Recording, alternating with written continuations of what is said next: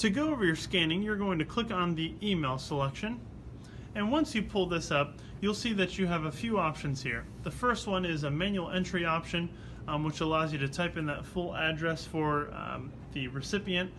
You also have the ability to search your address book, which just is a matter of typing in a few of the letters of the first name or last name, and that will pull up anybody with those letters that you've typed in, so that you can choose from the selections there.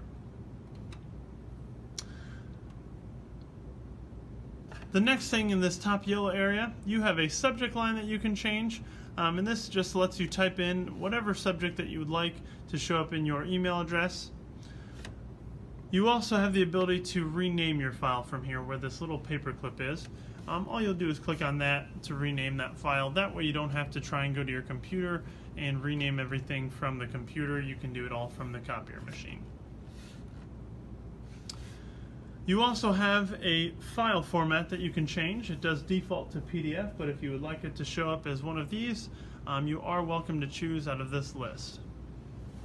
If you click the More button, this will show you options for searchable PDFs, or if you want to encrypt that PDF, or if you want it to be one file per page, you can kind of change those according to what you need from here.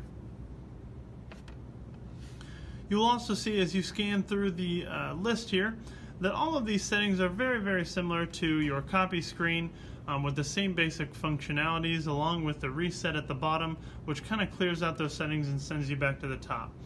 Now there are a few settings in here that are different from your copy screen, so just to kind of show you what those are, the first one is a resolution button, so you can kind of adjust the resolution of your document.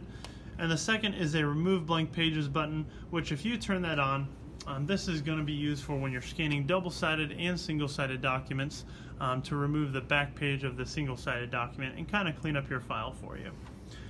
But aside from those different settings, you do have some image adjustments to make, and the best thing to remember is that these kind of first top 3-4 buttons are probably your most important or mostly used buttons that you can choose from.